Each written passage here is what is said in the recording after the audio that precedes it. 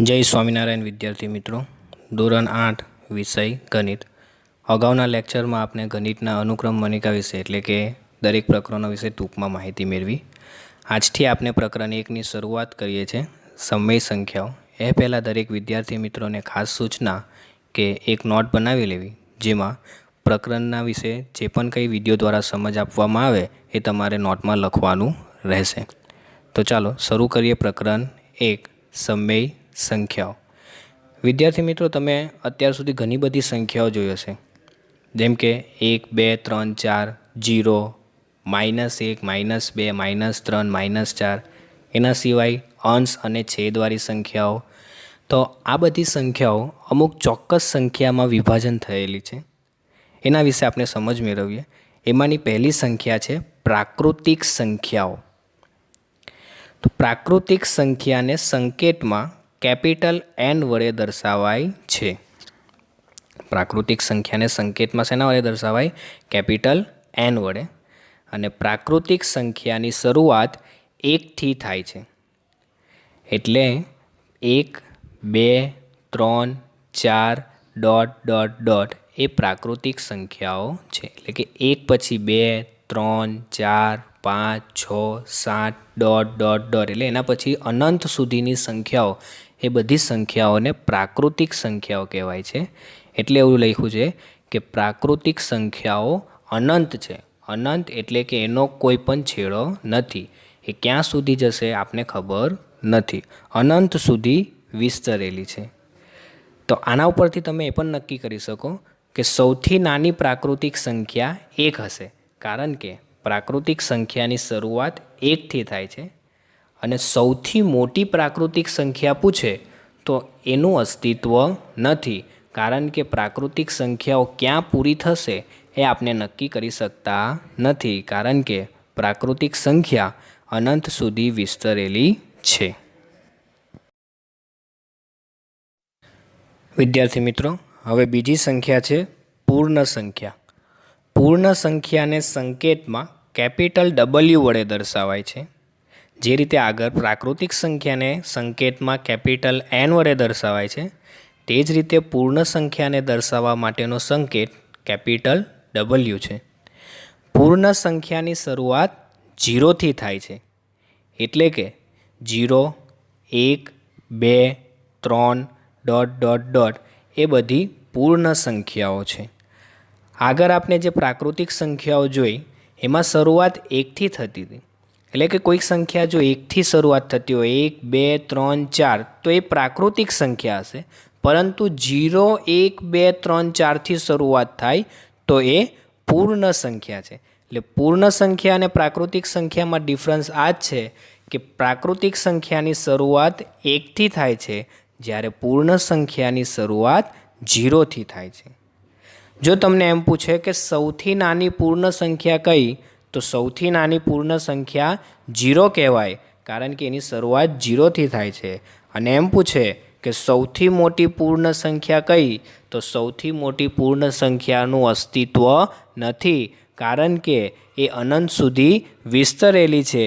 0, 1, 2, 3, 4, 5, 6 પછી dot dot dot એટલે કે ક્યાં સુધી જશે એ આપને ખબર નથી, તેથી પૂર્ણ સંખ્યાઓ અનંત સુધી વિસ્તરેલી છે એવું કહેવાય। હવે ત્રીજી સંખ્યા છે પૂર્ણાંક સંખ્યાઓ। તો જોઈએ આપણે પૂર્ણાંક સંખ્યાઓમાં કેનો સમાવેશ થાય છે। તો પૂર્ણાંક સંખ્યાને સંકેતમાં કેપિટલ Z વડે દર્શાવાય છે। પૂર્ણાંક સંખ્યાઓને દર્શાવવા માટે શેનો સંકેત વપરાય છે? Capital Z। પૂર્ણાંક સંખ્યાઓમાં ધન પૂર્ણાંક, ઋણ પૂર્ણાંક અને શૂન્યનો સમાવેશ થાય છે। ધન પૂર્ણાંક એટલે કે બધી જ ધન સંખ્યાઓ, એટલે કે 1, 2, 3, 4, 5 અનંત સુધી। ઋણ પૂર્ણાંક એટલે કે બધી ઋણ સંખ્યાઓ, -1, -2, -3, -4 અનંત સુધી। અને શૂન્યનો સમાવેશ પૂર્ણાંક સંખ્યાઓમાં થાય છે। એટલે જો નેક્સ્ટ પોઈન્ટમાં તમને લખીને બતાવ્યું છે dot dot dot -3, -2, -1, 0, 1, 2, 3 dot dot dot વગેરે પૂર્ણાંક સંખ્યાઓ છે। પૂર્ણાંક સંખ્યાઓમાં તમે જોઈ શકો છો તો 0 થી ડાબી બાજુએ -1, -2, -3 ડોટ ડોટ ડોટ છે. એનો મતલબ કે બધી જ ઋણ પૂર્ણાંક સંખ્યાઓ. પછી 0 થી જમણી બાજુએ 1, 2, 3 ડોટ ડોટ ડોટ એટલે કે બધી જ ધન પૂર્ણાંક સંખ્યાઓ. એટલે કે પૂર્ણાંક સંખ્યામાં નાની પૂર્ણાંક સંખ્યા અને મોટી પૂર્ણાંક સંખ્યા કઈ હશે એ આપણે નક્કી કરી શકતા નથી, કારણ કે ઋણ સંખ્યાઓ પણ અનંત સુધી વિસ્તરેલી છે અને ધન સંખ્યાઓ પણ અનંત સુધી વિસ્તરેલી છે. આથી એવું કહેવાય કે સૌથી નાની પૂર્ણાંક સંખ્યા અને સૌથી મોટી પૂર્ણાંક સંખ્યા કઈ હશે એ આપણે નક્કી કરી શકતા નથી. ચોથો પોઈન્ટ છે સમય સંખ્યાઓ. સમય સંખ્યાને સંકેતમાં ક્યુ વડે દર્શાવાય છે. સમય સંખ્યા કોને કહેવાય? તો જે સંખ્યાને પીના છેદમાં ક્યુ સ્વરૂપે એટલે કે અંશ અને છેદવાળી જે સંખ્યાઓ હોય છે એને સમય સંખ્યાઓ કહેવાય છે. દાખલા તરીકે નીચે જોઈએ આપણે તો 5/2, -3/2, 4, -3 વગેરે સમય સંખ્યાઓ છે. અહીં 5/2 તો અંશમાં 5 છેદમાં 2, -3/2 તો અંશ તરીકે 3 છેદ તરીકે 2. હવે 4 તો કેટલાકને એવું થશે કે 4 છે તો છેદમાં તો કંઈ છે નહીં, તો સમય કેવી રીતે? તો વિદ્યાર્થી મિત્રો, આપને ખ્યાલ છે કે જેના છેદમાં કંઈ ન હોય એના છેદમાં 1 લખી શકાય. તેથી 4/1 એ પણ સમય સંખ્યા છે.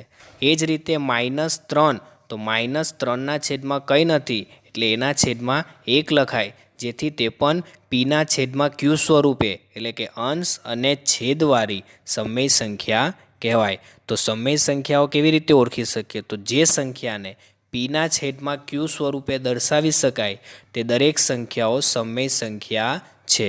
અગાઉ આપને પ્રાકૃતિક સંખ્યાઓ જોઈ, પૂર્ણ સંખ્યાઓ જોઈ, પૂર્ણાંક સંખ્યાઓ જોઈ. તો આ 3 સંખ્યાઓ સમય સંખ્યાઓ જ કહેવાય. પ્રાકૃતિક સંખ્યા એટલે કે 1, 2, 3, 4 એ બધી જ સમય સંખ્યાઓ છે. પૂર્ણ સંખ્યા એટલે કે 0, 1, 2, 3, 4 એ પણ સમય સંખ્યા છે. એ જ રીતે પૂર્ણાંક સંખ્યાઓ એટલે કે ધન પૂર્ણાંક, ઋણ પૂર્ણાંક, શૂન્ય એ બધી પણ સમય સંખ્યાઓ કહેવાય. વિદ્યાર્થી મિત્રો, હવે પછીનો ટોપિક છે વિરોધી સંખ્યાઓ. તો વિરોધી સંખ્યા કોને કહેવાય તેના વિશે આપણે સમજીએ. તો જે બે સંખ્યાઓનો સરવાળો 0 થાય તે બે સંખ્યાઓ એકબીજાની વિરોધી સંખ્યા કહેવાય. વિરોધી સંખ્યા એટલે શું? તો બે સંખ્યાનો સરવાળો 0 થવો જોઈએ. જો બે સંખ્યાનો સરવાળો 0 થતો હોય તો એ બે સંખ્યા એકબીજાની વિરોધી છે એવું કહેવાય. આ જ વસ્તુ આપણે એક સરળ ભાષામાં સમજીએ તો વિરોધી સંખ્યા બનાવવા માટે જો આપેલી સંખ્યા ધન હોય તો ઋણ લખવી અને જો સંખ્યા ઋણ હોય તો ધન લખવી. સિમ્પલી બધા એટલું યાદ રાખવાનું કે જો સંખ્યા પ્લસમાં હોય તો માઇનસમાં લખવી, એટલે કે ધન હોય તો ઋણમાં લખવી અને ઋણમાં હોય તો ધનમાં લખવી. સિમ્પલ તમારે ચિહ્ન જ બદલવાના છે જેથી તમને વિરોધી સંખ્યા મળી જશે. પ્લસ હોય તો માઇનસ કરી દેવું અને માઇનસ હોય તો પ્લસ કરી દેવું. તમને નીચે એક્ઝામ્પલ આપેલા છે કે 1ની વિરોધી સંખ્યા -1 અને -1ની વિરોધી સંખ્યા 1 છે. +1 છે તો એની વિરોધી સંખ્યા થાય -1 અને -1 છે તો એની વિરોધી સંખ્યા થાય +1. જો નીચે એક સાબિતી આપેલી છે જે લાલ પેનથી દર્શાવેલું છે કે 1 + -1 = 0. આ બે સંખ્યાનો આપણે સરવાળો કરીએ છીએ તો બંનેનો સરવાળો 0 થાય છે, કારણ કે પ્લસ માઇનસ માઇનસ એટલે એકમાંથી એક જાય તો 0. એ જ રીતે બાજુમાં આપ્યું છે -1 + 1 = 0, એટલે કે માઇનસ પ્લસ માઇનસ થાય ગણિતના નિયમ પ્રમાણે, એટલે માઇનસ પ્લસ માઇનસ તો એકમાંથી એક જાય એટલે 0. તે જ રીતે બીજા ઉદાહરણો છે કે 5ની વિરોધી સંખ્યા -5 અને -5ની વિરોધી સંખ્યા 5 છે. તમે જોઈ શકો છો પહેલાં જે 5 છે એ ધન છે એટલે એની વિરોધી થશે -5 ઋણ 5 અને પછી આપ્યું છે આપણે ઋણ 5 તો એની વિરોધી થાય ધન 5। એ જ રીતે બીજા એક્ઝામ્પલ -2/3ની વિરોધી સંખ્યા, તો અહીંયા માઇનસ છે એટલે એની વિરોધી પ્લસ થશે એટલે જવાબ આવે 2/3. 3/4ની વિરોધી સંખ્યા -3/4.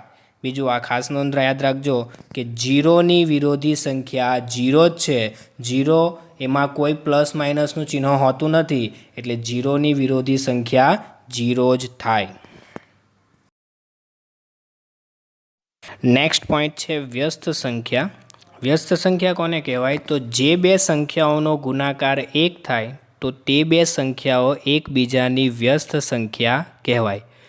સિમ્પલ યાદ રાખવાનું, કોઈપણ બે સંખ્યાઓનો ગુણાકાર જો 1 થતો હોય તો એ બંને સંખ્યાઓ એકબીજાની વ્યસ્ત સંખ્યા છે તેવું કહેવાય. આ જ વસ્તુ આપણે એક સરળ રીતે સમજીએ તો વ્યસ્ત સંખ્યા તમારે બનાવવી હોય તો જે વસ્તુ અંશમાં છે એને છેદમાં લખવી અને જે છેદમાં છે તેને અંશમાં લખવું. એટલે અંશ અને છેદવાળી સંખ્યા હોય તો અંશને છેદમાં લઈ જવાના અને છેદને અંશમાં લઈ જવાના એટલે બંને સંખ્યાઓ એકબીજાની વ્યસ્ત સંખ્યાઓ બનશે. દાખલા તરીકે 4/5ની વ્યસ્ત સંખ્યા, અહીં 4 એ અંશમાં છે અને 5 એ છેદમાં છે તો એનું વ્યસ્ત બનાવવા માટે આપણે સ્થાનને અદલા બદલી કરીશું. એટલે કે અંશમાં જે 4 છે એ છેદમાં આવશે અને છેદના જે 5 છે તે અંશમાં જશે. એટલે 4/5ની વ્યસ્ત સંખ્યા 5/4 થાય. તમને નીચે સાબિતી આપી છે કે 4/5 ગુણ્યા 5/4 આ બંનેનો ગુણાકાર કરશો ને તો જવાબ 1 આવશે, કારણ કે અંશ અને છેદમાં 4 છે તે ઉડી જાય, એ જ રીતે અંશ અને છેદમાં 5 છે તે ઉડી જાય એટલે જવાબ આવે 1. બીજું એક એક્ઝામ્પલ છે -2/3. વિદ્યાર્થી મિત્રો, અહીંયા આપણે વ્યસ્ત સંખ્યા પૂછી છે. વ્યસ્ત સંખ્યામાં ચિહ્નને કોઈ લેવા દેવા નથી એટલે માઇનસ તો આવશે જ, ખાલી સ્થાન બદલાશે. એટલે 2 ઉપર છે તે નીચે જશે અને 3 નીચે છે તે ઉપર જશે. એટલે -2/3ની વ્યસ્ત સંખ્યા -3/2 છે.